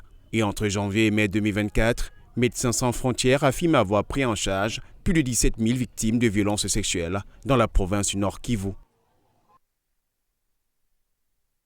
Été enregistré d'ailleurs ce jeudi matin dans l'est de la République démocratique du Congo des bombardements venus des positions du M23 et des militaires rwandais sur les forces congolaises à Saké. Des détonations sont régulièrement entendues jusqu'à l'ouest de Goma. La prise de Minova laisse craindre justement aujourd'hui clairement du côté de Goma où de milliers de déplacés sont en train de quitter pratiquement la localité. André Kistelfanga, dans cet élément que nous venons de proposer d'ailleurs aux téléspectateurs, il y a ces appels qui sont lancés face à l'impuissance tout de même des autorités congolaises qui non seulement doivent faire face aux défis sécuritaires en interne, mais également aux ramifications de ce conflit. Voilà des déplacés qui vivent le martyre dans les camps des réfugiés. On a du mal à trouver une solution en interne. On tend les mains à la communauté internationale. Vous avez parlé d'une solution militaire tout à l'heure, mais la communauté internationale peut-elle réellement jouer un rôle dans la résolution de ce conflit? Peut-être avant que vous ne preniez la parole, on peut déjà afficher les codes d'accès pour permettre aux téléspectateurs de réagir. Allez-y, TP. On fait appel à la communauté internationale alors que c'est la communauté internationale qui est à l'origine de ce problème. Le problème congolais ne commence pas aujourd'hui.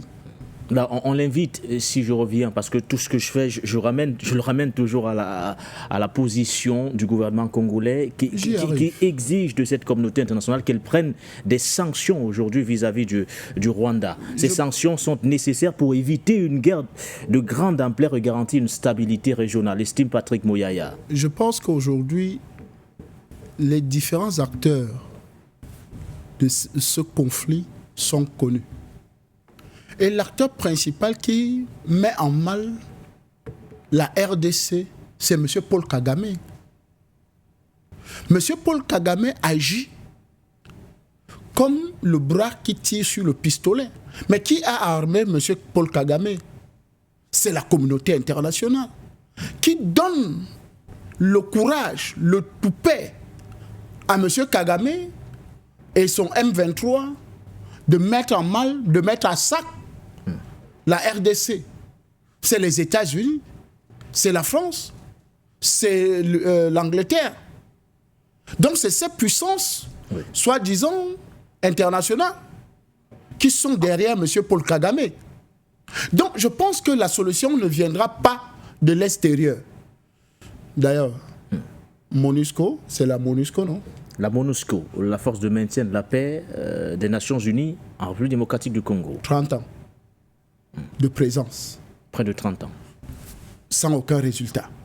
Ils demandent le renouvellement à chaque fois, même quand on les demande de partir. Le président Félix Tshisekedi a demandé le départ de la MONUSCO, mais en interne, on estime que compte tenu de la situation sécuritaire explosive, le départ de la MONUSCO laissera un vide sécuritaire, André Kistelfang. Pompiers pyromanes. Je dis bien pompiers pyromanes. Ils allument le feu et ils font semblant de venir éteindre parce que pour qu'ils existent, pour qu'ils continuent à piller ce géant africain appelé la RDC, il faut justement ce désordre-là. Parce que la loi machiavélique qui gouverne l'Europe et tout son système géopolitique, c'est simplement, n'est-ce pas, pour mieux gouverner. Il faut créer le désordre, il faut créer le chaos. Il faut que les gens comprennent que la communauté internationale est notre bleu, surtout même. Et un acteur, n'est-ce pas, du panafricanisme, paix à son âme, qui est décédé aujourd'hui, qui aimait toujours nous rappeler que c'est la communauté internationale autoproclamée. Qui s'est autoproclamée communauté internationale, qui n'a jamais été élue quelque part, ou bien on s'est assis, on s'est concerté. Et d'ailleurs, il faut rappeler que c'est le roi Léopold II qui met le Congo dans cette situation depuis des années 1900 quelque chose. qui met le Congo dans cette posture-là où il dit le Congo est immensement riche. Il faut que nous le partagions. Sinon, ces gens vont se rendre compte qu'ils sont tellement riches et vont finalement se construire. Donc, le conflit n'est pas à trouver à l'extérieur. La réponse à ce conflit n'est pas à l'extérieur, mais à l'intérieur. Et pour que ça puisse se trouver à l'intérieur, il faut que l'âme qui a été tuée, c'est-à-dire Patrice Emery Lumumba, qui est mort pour ce Congo, qui défendait les idéologies, n'est-ce pas, nationalistes panafricaines, de la restauration de la dignité congolaise, puisse être aussi restaurée. Parce qu'aussi longtemps, et c'est là où le projet du contentieux historique du Parfendum est souvent d'une importance capitale.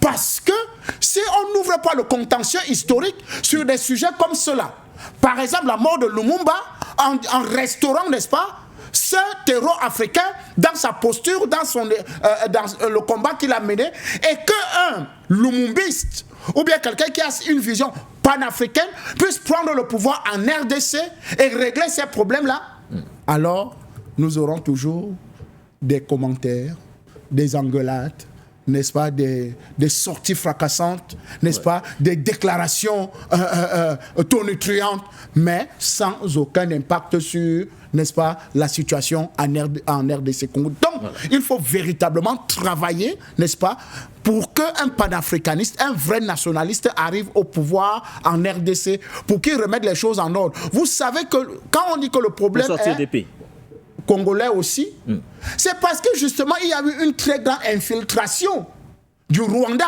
au Congo. Parce que l'armée congolaise, qui aujourd'hui, la plupart des forces armées sont venues du Rwanda. Parce que M. Kabila père, dans sa rébellion, il a pris les hommes en Ouganda, il a pris les hommes au Rwanda, il a pris les hommes au Burundi pour venir, n'est-ce pas, chasser le père... son nom m'échappe, Mobutu, Sese Seko, du pouvoir. Donc, c'est ces anciens amis-là qui ont repris l'armée congolaise et qui sont devenus des généraux, des hommes importants, n'est-ce pas, dans la République congolaise, alors qu'ils sont d'origine ougandaise, burundaise et rwandais. Donc, en fait, c'est ces forces-là aujourd'hui, et c'est pour ça que Tshisekedi a parlé d'une armée Nuluk. Mais dans cette armée Nuluk-là, où sont les nouveaux hommes que vous avez recrutés? Où sont les nouveaux responsables? Parce qu'en réalité, la plupart de ces généraux, de ces hommes armés sont embourgeoisés, sont des hommes d'affaires, ont des intérêts, n'est-ce pas, dans ce conflit-là, sont dans la plupart le trafic d'or, diamants et tout le reste. Donc, ce n'est que normal que ces gens venus d'ailleurs puissent ne pas trouver de solution à la situation congolaise. Donc, il faut un vrai patriote à la tête du Congo. Merci à vous, André Kistelfanga. Monsieur Sidi, vous êtes le premier à réagir au standard ce soir. Vous appelez depuis le Bénin. Bonsoir à vous. Télévision. Bonsoir à tous les milliards de téléspectateurs de partout. Bonsoir à Patient Parfendum, le doyen. Bonsoir à Christelle André Fanga, un pasteur pas comme les autres. Et bien sûr, bonsoir à M. Nguene, journaliste engagé pour la cause. Avant tout propos, permettez-moi de saluer l'union sacrée des peuples africains autour de la question du panafricanisme, donc de la libération définitive et complète de notre continent. Et merci aux forces de défense et de sécurité de l'armée béninoise, en particulier, surtout, tous ceux qui sont au front contre le terrorisme sponsorisé par l'impérialisme et la communauté internationale autoproclamée. Lorsque j'ai fini de dire ça, M. Nguene, comme je l'avais dit la fois passée, l'AES est censé être le futur État unitaire de Kourma et des autres sur lesquels nous sommes en train de compter. Donc ça veut dire que nous les attendons à la fédération. Et bien sûr, ne me traitez pas d'être dur, mais il y a certains pays qui prennent le pas. Et nous avons besoin de voir clair dedans pour que la fédération puisse naître vite et que les autres puissent rejoindre. Parce que si on demande aux autres de rejoindre, qu'on appelle, ils ne vont pas rejoindre l'AES, ils vont rejoindre un petit État fédéré. Donc c'est de ça il est question et c'est là nous les attendons. Avec bien sûr une diplomatie commune, une armée commune et une monnaie commune. Voilà ce que nous voulons pour l'Afrique. Ce n'est pas plus que ça. Et nous encourageons ce petit pas. Et nous leur demandons d'aller encore beaucoup plus, qu'on appelle en avant, avec un pas plus géant que ça, pour nous offrir ce que nous attendons, afin de ne pas être surpris, qu'on appelle, comme d'habitude, par ce que nous sommes, les Africains. Je ne veux pas trop épiloguer là-dessus parce qu'il y a un problème très sérieux, celui du Congo. Monsieur Nguéné, le Congo, excusez-moi le terme, c'est un pays qui a été maudit. Et il faut que le sang de Lumumba soit vraiment vengé. Par quel moyen? Il faut laver et bénir le Congo à travers les ancêtres. Il faut appeler les ancêtres pour laver le Congo. Voyez-vous, M. Nguéné, à Katanga, il y a un crime en 63 qui a eu lieu. Le crime là n'est pas resté impuni. Sinon, comment comprendre? Un pays comme la RDC qui est en train de se faire malmener par ses voisins. Aujourd'hui, Tshisekedi est en train de faire une fuite en avant. Il est en train de faire une fuite en avant. Que ce soit l'Ouganda, le Rwanda et les autres pays environnants du moins, tout le monde profite des richesses du Congo. Ce n'est pas le Rwanda seul. Ils ont compris que ce soit Museveni, Kagame et les autres. Ils savent ce qu'ils font des richesses qu'on appelle du Congo. Maintenant, pourquoi ils continuent dans ça? Parce que l'Occident collectif a envoyé, qu'on reçoit sa part. En réalité, ce sont les ressources qui reviennent aux voisins. Et la grosse part va bien sûr avec la multinationale criminelle installée par l'État profond. C'est de ça la question. Le Congo doit être dédiabolisé. Parce que, vous savez, la RDC n'a pas d'armée. Hein. La RDC n'a pas d'armée. C'est de ça la question. Les Rwandais, les Ougandais sont tous comme aujourd'hui l'armée du Congo. Et ça ne peut pas donner une solution autre que nous voyons sinon. Qu'est-ce qu'on appelle M23, M. Nguéné? Il y a combien de soldats? Pour pas ça de soldats régaliens.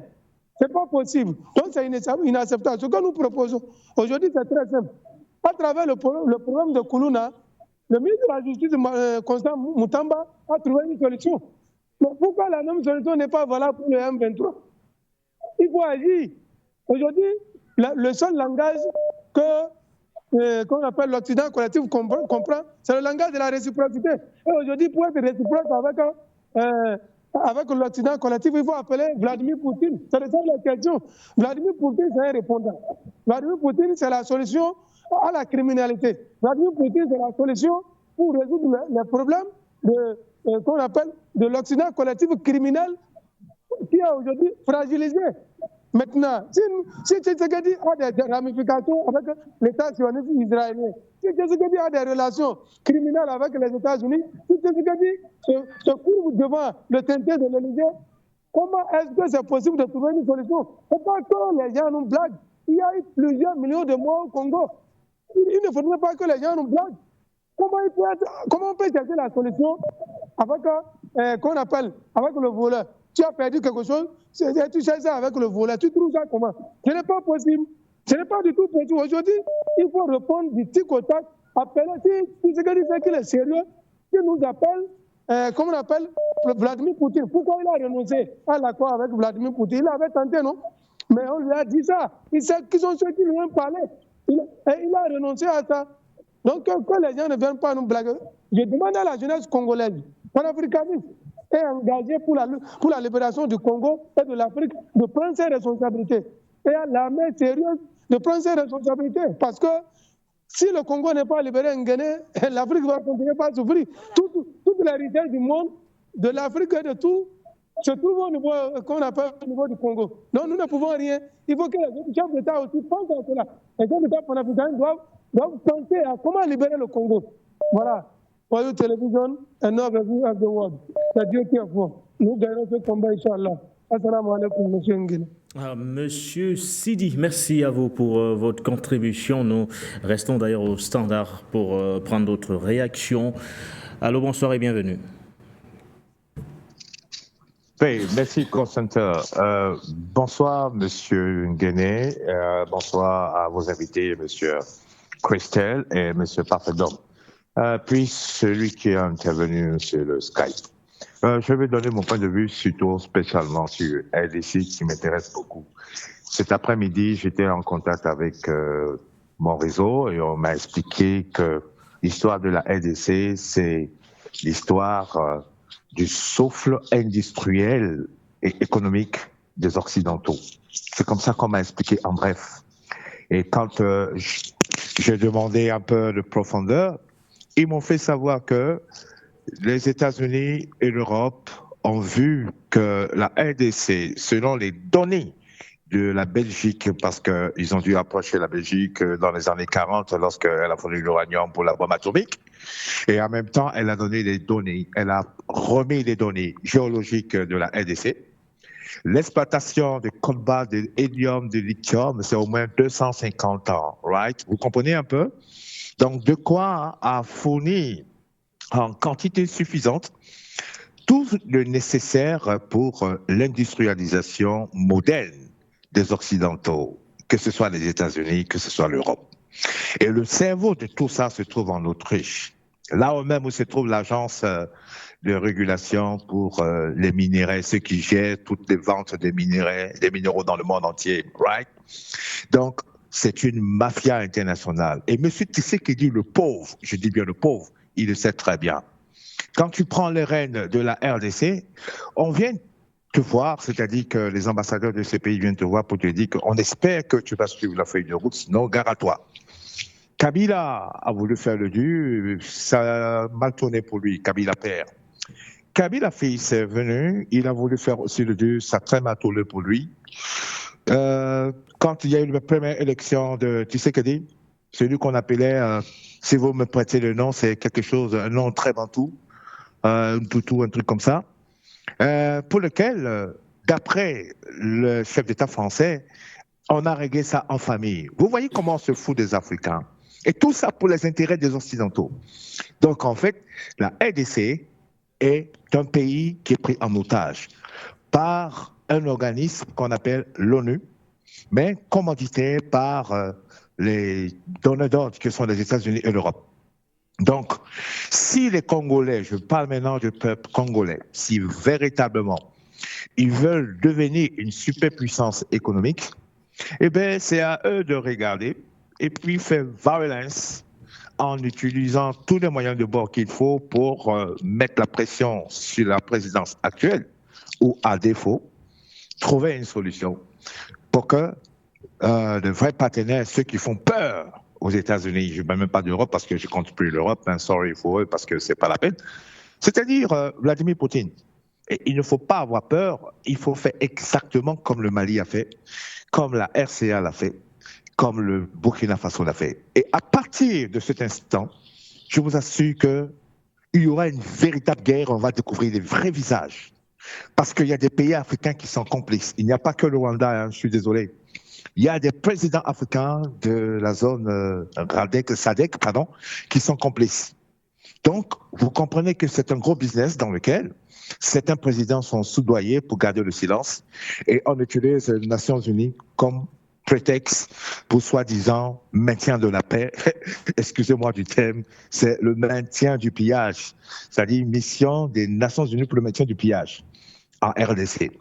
Pour que ce business puisse continuer, si aujourd'hui, où je vous parle, il y a un changement brutal et radical, je vous assure que le monde va basculer. Parce que actuellement, le poumon industriel du monde entier repose sur la RDC. Je vais m'arrêter ici. Thank you so much. Bye. Merci à vous. Monsieur Peter, plutôt, depuis l'Écosse, merci pour votre contribution.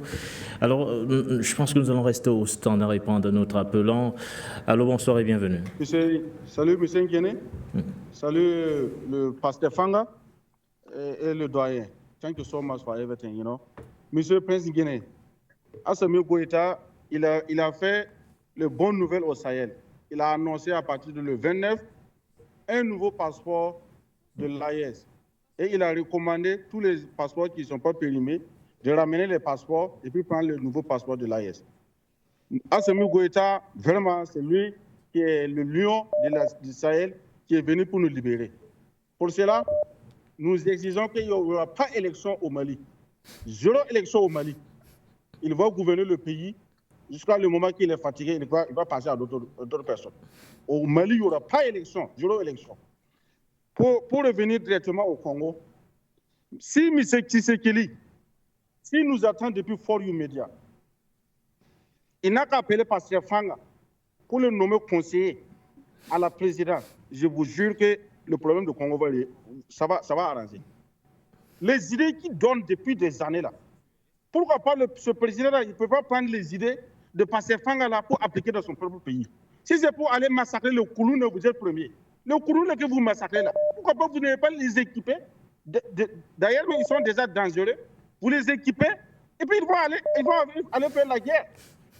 Vous ne pouvez pas être là. Je ne suis pas sûr que le président, il y a un membre de sa famille qui est décédé au niveau de la guerre du Congo.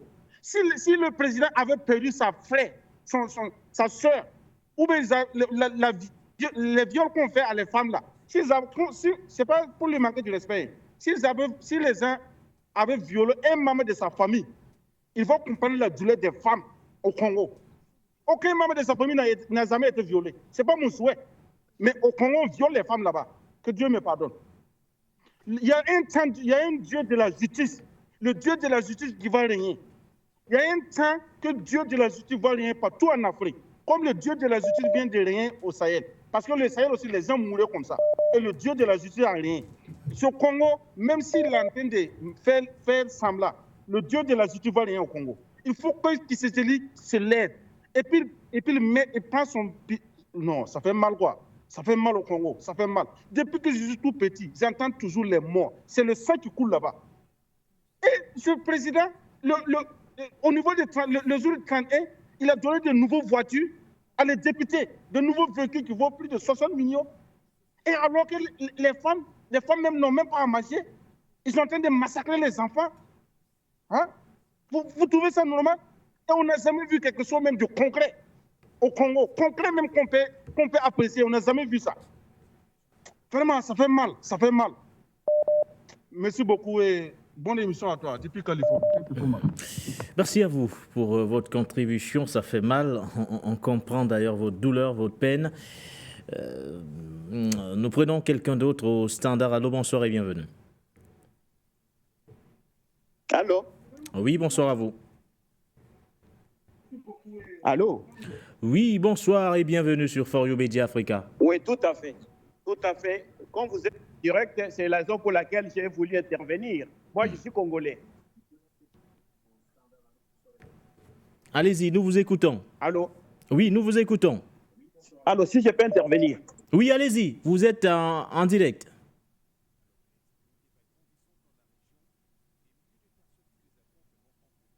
Allô, est-ce que vous nous recevez? Bon, moi, je suis congolais. Moi, c'est M. Mbie Tumangadieu Donné. Je suis résident en Allemagne. Alors, je vous ai bel et bien chaque fois, puis chaque jour, je suis votre abonné. Et nous Congolais, personnellement, nous inquiétons un tout petit peu. Nous nous inquiétons un peu. OK. Nous nous inquiétons un peu depuis que vous avez commencé vos émissions. Vous êtes en train toujours de parler de Tshisekedi. Aussi longtemps que nous venons de loin, nous avons connu les moments de primade d'un régime sanguinaire, totalitaire, qui a massacré les Congolais, le régime de Nilotique. Votre ami Joseph Kabila, dont vous nous appelez Joseph Kabila, nous sommes allés même à la CPI contre le Joseph Kabila en question. Je vous ai envoyé différentes vidéos des massacres ou des responsabilités de Joseph Kabila derrière l'M23 dont vous nous évoquez aujourd'hui. Alors, comment il y a eu le mixage, brassage et mixage que le Joseph Kabila a mis dans l'armée? C'est ce qu'a dit certains civils. Nous sommes des militaires. Je suis en exil en Allemagne. Nous avions milité, lutté depuis longtemps pour récupérer les pouvoirs. Ça n'a pas marché. Mais Tshisekedi a sauvé le meuble en tant que civil. Ce qu'il est en train de faire aujourd'hui, il faut d'abord se poser la question. Dans quelles circonstances Tshisekedi a pris ses pouvoirs? Et comment il a... quel type de personnes qu'il a rencontré là-bas? et quel type de personnes, collaborateurs qu'il a trouvé au sein de l'armée. Tshisekedi est en train de lutter aujourd'hui. Il a trouvé une armée de rapaces et de prédateurs remplis de nilotiques, de Tutsis et des affairistes dont vous venez d'évoquer tout à l'heure là. Et Tshisekedi a procédé à ce qu'on appelle la réforme de l'armée. La réforme de l'armée, c'est-à-dire la montée en puissance de nos FARDC, qu'il est en train de s'organiser aujourd'hui, matin, midi et soir. Alors, la réalité de Mali, Niger, de l'autre côté, sont tout à fait différentes de la réalité du Congo. Moi, je suis passé par Mali, j'ai passé à Dikisema 3 mois là-bas chez Amnesty International. Nous étions arrêtés là au Mali. J'étais au Cameroun, on ne parle même pas de la politique. J'étais en Côte d'Ivoire, la presse ivoirienne, je peux vous envoyer même les extraits de la presse ivoirienne. C'est là où on nous a quand même réussi, c'était sous le règne de M. Bédier. Alors, nous nous sommes approchés auprès de vous, afin qu'on puisse au moins dénoncer les attitudes ou la complicité de Joseph Kabila au pouvoir. Vous ne nous avez jamais aidés. Et aujourd'hui, vous parlez de Tshisekedi. Mais nous, Congolais, nous sommes derrière ce Tshisekedi-là. Moi, on voulait que vous changiez un peu votre façon de parler face à Tshisekedi parce que les Congolais ont besoin d'un débat avec vous. Afrique Média est payé par Joseph Kabila et Kagame. Et vous, Afrique, si c'est for you, vous êtes un peu modérés. Nous vous apprécions un peu. Et merci tout d'abord le fait de nous avoir reçus aujourd'hui. Il y a trop d'intervenants, ils peuvent aussi intervenir. Donc, si vous avez le temps de nous accorder aussi le plateau en tant que Congolais, de s'exprimer face à la réalité de notre politique. Parce que les réalités du Mali, Niger, Burkina Faso et Mali sont tout à fait différentes. Nous voulons que vous puissiez aussi nous approcher, nous écouter au lieu que chaque fois les Nathalie Yam, les Jonathan Bateng, l'autre là, si c'est Namusi, qui sont payés et corrompus par Joseph Kabila et la Rwandaise ici, qui est chaque fois sur le plateau. La dame ici, la sénatrice au Congo, une Rwandaise, mais qui est au Congo, j'ai oublié le nom. En tout cas, ça nous fait un peu mal. Tout d'abord, je vous remercie. Je suis un peu émotionné quand je parle de ceci. Mon papa a été assassiné par Joseph Kabila. Il fut secrétaire général de forces armées et de la logistique des forces armées congolaises. Et je suis arrivé à la CPI en 2007. J'ai toutes les preuves, je peux vous les montrer. Et vous n'arrivez pas à évoquer cela. Mais chaque fois, vous couvrez le mal. Vous êtes en train de parler de Tshisekedi. Mais nous aimons Tshisekedi. Nous voulons qu'il puisse au moins aujourd'hui faire sortir le Congo du marasme là où nous venons. Nous venons de loin. Mais pourquoi vous ne nous aidez pas? Tshisekedi, quand il était président de l'Union africaine, il parle un peu, il plaide un peu pour l'Afrique. Mais quand vos dirigeants là dont vous parlez des panafricanistes, Assimi Goïta, a-t-il déjà parlé du Congo? Les Nigériens là, a-t-il déjà parlé du Congo? Monsieur Traoré a-t-il déjà parlé du Congo? Mais Tshisekedi a toujours parlé du Congo. Mais pourquoi vous ne plaidez pas ou bien vous n'intervenez pas? Vous ne faites pas aussi une synergie derrière lui. Je m'arrête par là et je pense qu'il y a trop d'intervenants. Si vous pouvez me permettre prochainement que je vous fournisse au moins certaines preuves, je viens de vous envoyer quelques preuves. Prenons sur le temps de consulter aussi ce que je viens de vous envoyer. Après, on pourra encore se relancer. J'aimerais que nos intervenants, là, nos panafricanistes et les Camerounais, aient un peu de retenue quand ils parlent de Tshisekedi. Je suis Congolais. Merci. Nous attendons avec impatience justement la documentation que vous enverrez. Je pense que la réalisation prendra également attache avec vous pour que nous puissions entrer, ou du moins pour que nous puissions prendre connaissance justement de cette documentation. Vous qui trouvez d'ailleurs que nous sommes modérés vis-à-vis de certains dirigeants de la République, ou du moins de certains anciens dirigeants de la République démocratique du Congo, alors que nous ne le sommes pas du tout avec le président Félix-Antoine Tshisekedi Tshilombo. Merci pour votre contribution, c'est votre point de vue et nous le respectons. C'est aussi ça, la liberté d'expression sur les antennes de For You Media Africa. Un autre appelant à l'instant. Allô, bonsoir et bienvenue. Ok, bonsoir, M.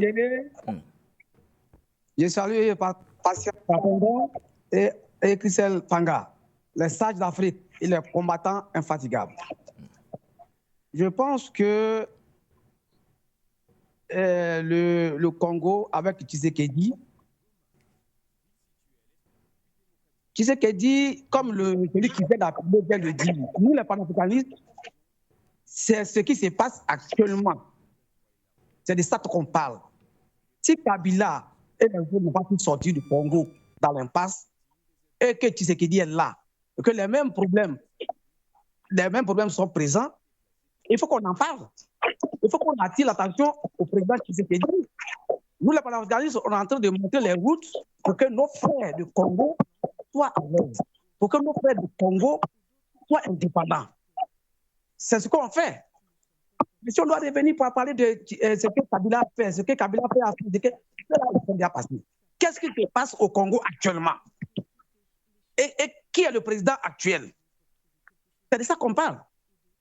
Il me semble, ça c'est mon opinion, hein, il me semble que Tshisekedi même fait partie du M23. Parce que je ne peux pas comprendre que quelqu'un, on lui montre les malades, on lui montre là où il faut chercher les médicaments pour se soigner, il joue à l'oreille sourde. Nous sommes à côté, vous voulez qu'on parle de lui. C'est lui qui est le président. Le peuple souffre. Nous, on lui dit d'aller vers une autre puissance qui peut vraiment stabiliser son pays. Il ne le fait pas. Vous voulez qu'on dise quoi? Est-ce qu'actuellement, c'est Kabila père qui est au pouvoir? Est-ce que c'est Kabila fils qui est au pouvoir? C'est Tshisekedi qui est au pouvoir. Et le peuple souffre. C'est de ça qu'on parle. Maintenant, monsieur Nguéné, permettez-moi, aujourd'hui, les sages sont sur le plateau. Il y a quelque chose qui me tracasse toujours la tête. Je demande Clémence, le doyen parfait d'homme, de me donner cette réponse parce que toujours ça me tracasse. Pourquoi les présidents français, au lendemain de leur investiture, la direction, c'est l'Afrique? Souvent même, ils ne prennent même pas le temps de faire le conseil des ministres. Direction, l'Afrique. Pourquoi il y a beaucoup de présidents européens, Lituanie, Espagne, Norvège, tout ça là, tu ne les vois jamais en Afrique. Il n'y a que les présidents français qui se baladent en Afrique. Qu'est-ce qu'ils cherchent? Moi, je ne comprends pas. Doyen parfait, non, donnez-moi la réponse pour que je vais dormir tranquillement. Qu'est-ce qu'ils cherchent? Qu'est-ce qu'ils cherchent en Afrique? Ils ne peuvent pas s'asseoir chez eux pour gouverner leur France. Dès qu'ils sont investis, le lendemain, direction en Afrique. Qu'est-ce qu'ils cherchent? S'il y a quelqu'un qui peut me répondre, vraiment, il y a besoin de vous aujourd'hui. Monsieur Nguéné, je vous remercie. Contribution dans l'empreinte Zerfel. Et je pense que ça sera d'ailleurs le dernier appelant avant de revenir conclure l'émission. Bonsoir à vous, Zerfel. Ok, bonsoir. Nguéné, je salue tous le plateau de parfum d'homme depuis Fanga, le doyen, sans oublier les choses, comment dire, les techniciens et puis tous ceux qui ont appelé ce soir. Non, parce que moi, je voulais dire quelques mots sur le Congo. C'est-à-dire que les Congolais, là, c'est-à-dire que quand ils sont à l'extérieur, même à l'intérieur de leur pays, ils veulent toujours des boucles émissaires pour les défendre. Voici des gens qui sont plus nombreux que dans certains pays, la population, je parle de la population, mais qui perdent leur temps dans les, comment dirais-je, à se dépimenter et puis dans les églises. Et quand on apporte un petit plus pour eux, ils disent que ça ne suffit pas. Mais depuis que ces médias-là, ils ont ouvert, là, c'est quels Congolais, on appelle tout le monde, hein, parce que ces médias qui sont là, ils n'ont jamais refusé quelqu'un. N'essayez pas de chercher des boucles émissaires tous les jours pour accuser des gens. Mais quand on parle de votre président, là, alors, lui, l'autre, il est déjà parti. Mais quand tu arrives là, c'est toi qui dois maintenant, ce que l'autre n'a pas fait, c'est toi qui dois faire la continuité. Mais quand tu prends les avions, tu es en train de te promener et on te dit la même chose, vous voulez que les journalistes ils viennent prendre votre président là pour le mettre, pour l'envoyer quelque part ou quoi? Quand il prend les avions là, il s'en s'asseoir dans les palais des Européens là pour se promener. Il est venu en Allemagne ici, non? Il est venu chercher quoi en Allemagne ici? Ce sont les journalistes comme des choses, For You, Afrique Média dont tu parles là, ce sont eux qui ont venu lui dire il faut partir dans tel pays pour chercher des armes pour défendre ton pays. Non, attendez, quand nous on est on est en difficulté là, tous les jours les Ivoiriens appellent, hein, et puis il n'y a pas quelqu'un, quand on appelle là, on nous dit jamais couper l'antenne.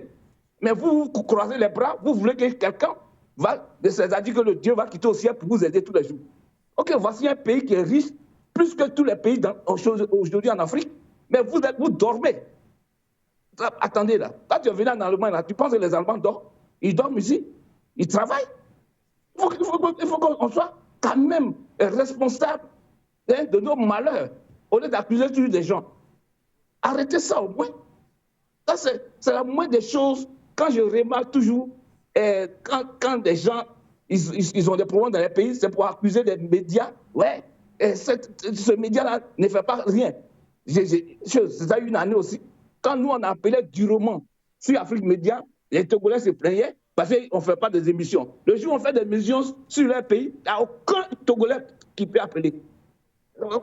Attendez, cette jalousie-là, ça va aller où? Arrêtez ça. Chacun a son portable aujourd'hui. Là. Tu es dans n'importe quelle des choses du monde aujourd'hui, tu peux appeler Afrique Média, For You ou Afrique Média, n'importe quelle chose, média pour t'exprimer. Surtout les médias de l'Afrique, là. Ils n'ont jamais refusé quelqu'un. Arrêtez d'accuser des gens. Dites à ton gars, là, à ton président, là. Parce que je ne sais pas s'il est venu pour vous sauver la vie, ou s'il est venu se promener, ou vendre choses au Congo, aux Européens et aux Occidentaux. Ça, posez-lui la question. Ce n'est pas les journalistes que vous avez accusés pour dire qu'ils ne font pas d'émissions. Il y a des jours où on fait des émissions, aucun Congolais appelle pour s'exprimer, pour dire ce qui ne va pas dans leur pays. Tu penses qu'eux vont se déplacer comme ça, toujours derrière votre président, avec comment on a pour ce qu'il mange, ce qu'il fait machin? Attendez là. Merci, mes gars, comment dirais-je, parce que vous faites un travail, si les gars ne reconnaissent pas ça là, ils n'ont qu'à se chercher ailleurs. Merci. Zerfel, merci à vous. Alors, nous allons faire un tour de table rapide, messieurs, sur les réactions des téléspectateurs. L'une d'elles, d'ailleurs, qui me permet de vous lancer, André Christelle Fanga. Le président Antoine Tshisekedi Tshilombo est-il réellement le problème à cette crise sécuritaire? Je pense que je vous ai expliqué clairement qu'il est arrivé dans un contexte extrêmement difficile. Oui. Extrêmement difficile. Mais pourrait-il faire autrement, Félix Antoine Tshisekedi Tshilombo? Je pense que le deuxième mandat, s'il lui permettait, n'est-ce pas, d'avoir une autonomie capable, n'est-ce pas, de résoudre véritablement cette crise au Nord Kivu. Je pense que les solutions sont claires. Elles sont là, que ce soit militaire, que ce soit économique, que ce soit en négociation diplomatique, les solutions sont là. Je pense qu'il faut simplement... Pourquoi une volonté politique? Une volonté politique simplement, une volonté même d'abord de l'homme à vouloir résoudre cette crise. Parce que vous pouvez parler, vous pouvez dire, mais les actions ne suivent pas. Si aujourd'hui la RDC est dans cette situation, c'est parce que justement, il n'y a plus aucun leader qui prend la tête en disant que, ok, on coupe la tête du serpent, on coupe du grand Léviathan qui est en train de pensionner, qui est en train de sucer le sang des Congolais. C'est aussi simple que ça. Je pense que si on décide, par exemple, d'envahir, n'est-ce pas, tout le Nord Kivu, vous prenez 1 million de Congolais, même pas armés, dites, ok, nous allons, que le M23 nous tue, alors 1 million de Congolais. Vous savez combien de Congolais il y en a à Kinshasa? Ils sont à près de 60 à 70 millions, Kinshasa seulement. Vous voyez qu'un pays qui a près de 100 quelque chose d'habitants, sans compter les nombreuses richesses, et que personne... On crie seulement sur les plateaux ou bien dans les réseaux sociaux des actions timorées. Alors qu'il faut des actions fortes face à des gens, parce que l'ennemi congolais n'est pas seulement rwandais, ougandais, ou bien burundais, ou bien de cette zone-là. Non, il est au-delà. Et les téléspectateurs, certains l'ont bien relevé. La RDC est l'un des pays les plus riches, que ce soit en Afrique et que ce soit dans le monde. C'est un scandale. Et donc, la nouvelle technologie aujourd'hui ne vit que grâce au Congo. Et donc, il faut simplement que les Congolais prennent la décision en disant, ok, sauvons le monde, sauvons nos pays, parce que la plupart de ces méfaits-là sont à cause de leur richesse. Donc, ils peuvent sauver la RDC en se mobilisant en véritablement force. Parce que, bon, Tshisekedi n'est qu'un homme. Il peut avoir ses faiblesses, il peut avoir les forces. Mais si le peuple se mobilise... D'ailleurs, oui, le Mali est ce qu'il est. Le Mali est ce qu'il est à cause du peuple. Le Burkina Faso est ce qu'il est à cause du peuple. Le Niger est ce qu'il est à cause du peuple. Donc, le peuple a une importance capitale dans la gestion des crises comme celle-là, ou bien des guerres comme celle-là. Donc, mobilisons-nous. Et comme nous sommes mobilisés aussi ici à For You, mobilisons-nous pour, n'est-ce pas, pour le peuple congolais. Parce que nous ne mettons pas ces émissions parce qu'il faut, encenser ou bien détruire quelqu'un. Non, nous mettons cela à l'ordre du jour parce que c'est d'une importance capitale pour la liberté de l'Afrique, pour l'épanouissement, la souveraineté de notre continent. Alors, fermez-vous réellement les yeux, messieurs les panafricanistes, sur les massacres commis par les anciens dirigeants de la République démocratique du Congo, Kabila par exemple, comme l'évoquait d'ailleurs un téléspectateur, un patient parfum d'homme, pour, entre autres, tirer aujourd'hui à boulet rouge, justement, sur le président Félix-Antoine Tshisekedi Tshilombo? C'est pour ça que j'ai l'habitude de vous dire que la question congolaise est très complexe. Il faut prendre le temps pour l'analyser de fond en comble. Elle ne peut pas s'accommoder avec les solutions superficielles qui ne prennent pas leur fondement sur la réalité historique de ce pays avec ce que ce pays a connu comme violence. Les violences sont énormes. Avez-vous l'impression qu'on en demande trop au président Félix Tshisekedi? On lui demande de réussir là où les autres ont échoué? Non, on lui demande surtout de convoquer les éléments qui peuvent lui permettre de trouver des solutions. Et on a l'impression qu'il ne les convoque pas assez. C'est pour ça que certains ont tendance à taper sur le président Tshisekedi. On lui demande aussi de ne pas jouer de triche, de regarder la situation telle qu'elle est et non telle qu'il souhaiterait qu'elle soit. Parce que cette situation, comme je dis, elle est tellement complexe parce qu'on ne peut pas comprendre pourquoi même les pays voisins du Congo qui sont venus à la rescousse du Congo sous la forme de bataillons armés n'ont pas pu résoudre le problème. Au contraire, Kinshasa ont été accusés de complicité avec la rébellion. Ça veut dire que le problème, il n'est pas aussi simple que ça. S'il était aussi simple, comme Fanga le dit, il suffirait de déployer 1 million de personnes et le problème serait résolu. Je rappelle que même au sein de l'armée congolaise, certains militaires congolais ont refusé de combattre les M23. D'ailleurs, des procès ont eu lieu. Certains ont été condamnés à la peine capitale. C'est vous dire la complexité du problème. Donc, je crois que le problème... C'est pas une question de personne? Non, c'est pas forcément de Kabila, de Tshisekedi, de tous les anciens présidents de la République démocratique du Congo. C'est une question de manque de volonté pour embrasser vraiment jusqu'au nous furieux l'essence même de la question. Et il faut le faire. On ne va pas le faire en étant accroché au niveau des agendas politiques, n'est-ce pas, et des échéances électorales à venir. Ce n'est pas comme ça qu'on résout ce problème. On ne résout pas ce problème en se disant attention, mon camp ou bien mon parti risque de perdre des plumes. Il faut avoir le courage de convoquer l'ensemble des acteurs, des principaux acteurs, qui sont quand même partie prenante dans ce problème, et de dire asseyons-nous pour sortir doyen et résolvons le problème. Quelqu'un m'a interpellé sur la posture... L'intérêt des dirigeants français vis-à-vis de l'Afrique. Mais c'est en Afrique encore qu'ils avaient leur arrière-cour. C'est tout à fait normal. Quand on parle de Congo tout à l'heure, c'est le pays où on parle le plus français au monde, plus de 100 millions d'habitants. La question de la francophonie, le soft power français. Mais je pense qu'il faut plutôt inverser d'ailleurs sa question. Qu'est-ce qui explique que chaque fois qu'un leader africain prend le pouvoir en Afrique, première visite, c'est plutôt à Paris. C'est quoi que c'est là le sens de sa question. C'est là où la question, c'est comme ça qu'il fallait plutôt poser la question. Et là, maintenant, nous voyons nos propres responsabilités par rapport à la continuation de ces relations france-africaines que nous faisons tout pour tuer, mais dont certains de nos leaders continuent d'entretenir. Merci à vous, patient parfait d'homme, homme politique, consultant permanent de cette émission du Point sur l'actualité, André Kistelfanga, journaliste, analyste, consultant permanent également de cette émission. Le professeur Pidi Pinissassa était également nous, en dépit justement de toutes les difficultés techniques rencontrées depuis Kinshasa, écrivain et géopoliticien. Merci à nos nombreux téléspectateurs, téléauditeurs ou encore auditeurs. C'était tout pour cette émission du Point sur l'actualité.